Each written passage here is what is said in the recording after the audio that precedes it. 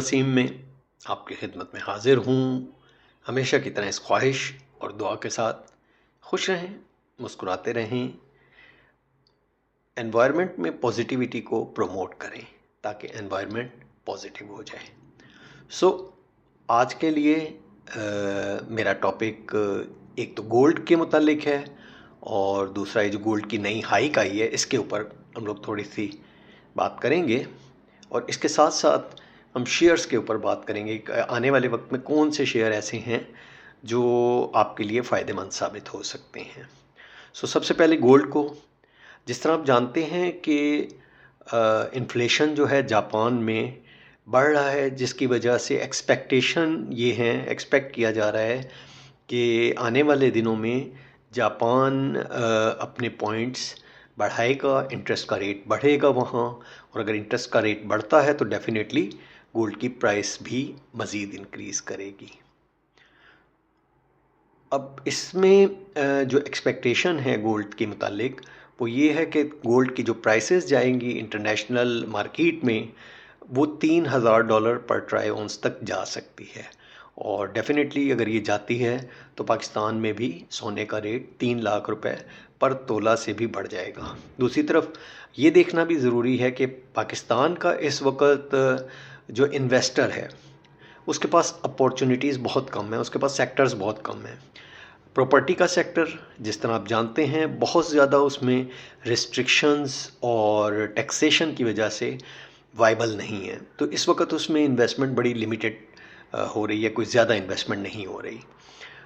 दूसरी तरफ पाकिस्तान में नॉन टैक्स पेयर आज भी बहुत ज़्यादा हैं, नॉन टैक्स फाइलर आज भी बहुत ज़्यादा हैं, और उनके लिए सबसे जो सेफ़ तरीन जो इन्वेस्टमेंट होती है वो उस गोल्ड को ही कंसीडर करते हैं।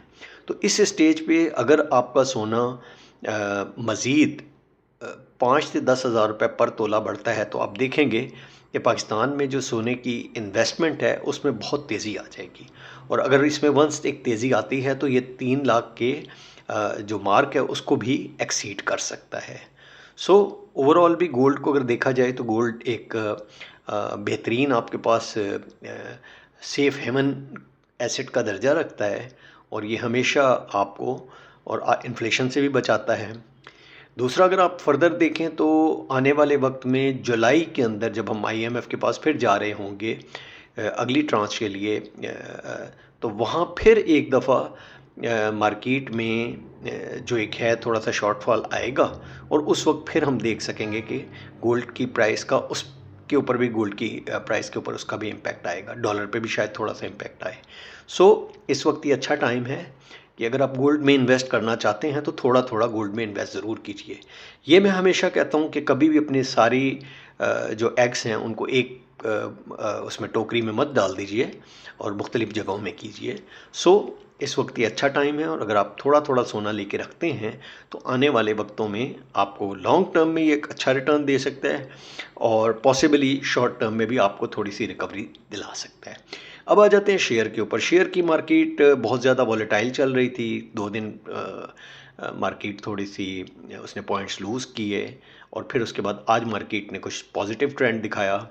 मारी जो है वो अगेन बहुत एक बड़ा फैक्टर था जिसने कि मार्केट को डाउनवर्ड ट्रेंड में भेजा। अगर आप ओवरऑल देखें तो आने वाले वक्तों में जो बहुत बेहतर सेक्टर होंगे शेयर्स के अंदर, जो मेरी जो वर्किंग है उसके मुताबिक, वो एक तो एग्रीकल्चर सेक्टर होगा और दूसरा आपका IT सेक्टर होगा, क्योंकि IT सेक्टर एक ऐसा सेक्टर है कि जिसमें अभी भी बहुत ज़्यादा रूम मौजूद है। और IT सेक्टर में अगर आप शेयर्स भी देखें तो उसमें इस वक्त भी इन्वेस्टमेंट की गुंजाइश मौजूद है, स्पेशली उन कंपनीज़ में जो अभी निस्बतन नई हैं। लाइक सिमेट्री ग्रुप जो है ये नया ग्रुप है, और इसमें इन्वेस्टमेंट करना इस वक्त फॉर द लॉन्ग रन, अगर आप उसको 4-5 साल के लिए देखते हैं तो बहुत अच्छा एक रिटर्न इस पे हमें मिल सकता है। दूसरी तरफ एमएनसीएन वो अपनी जगह मार्केट में बना चुका है, बेहतर शेयर है, उसके ऊपर भी इन्वेस्टमेंट की आप सोच सकते हैं। उसके अलावा जो स्ट्रॉन्ग कंपनीज़ हैं उसमें सिस्टम्स आ जाती है, और मज़ीद भी कुछ कंपनीज़ हैं तो वो भी आप देख सकते हैं अगर आप उसको होल्ड कर सकें। सो ओवरऑल आईटी के सेक्टर में अभी भी गुंजाइश मौजूद है।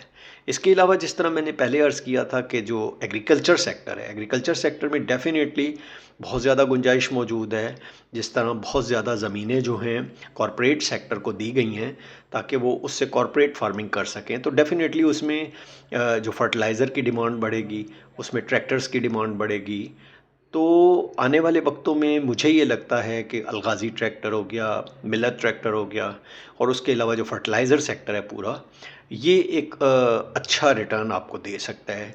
तो इसके ऊपर वर्किंग कीजिए, इसको देखिए और इन्वेस्ट ज़रूर कीजिए। कहीं ना कहीं थोड़ा बहुत थोड़ा थोड़ा करके इन्वेस्ट करने की आदत डालिए, क्योंकि अगर हम इन्वेस्ट नहीं करते तो हमारा पैसा हमें कमा के नहीं देता। पैसिव इनकम आज के दौर में बहुत ज़रूरी है, और ये वाहिद ज़रिया होता है जिससे आप अपनी महंगाई को थोड़ा सा आप मैनेज कर सकते हैं, अपने एक्सपेंसेस को मैनेज कर सकते हैं। इसी के साथ आज की वीडियो से आपसे इजाज़त चाहूँगा। नेक्स्ट वीडियो तक के लिए अल्लाह हाफ़िज़।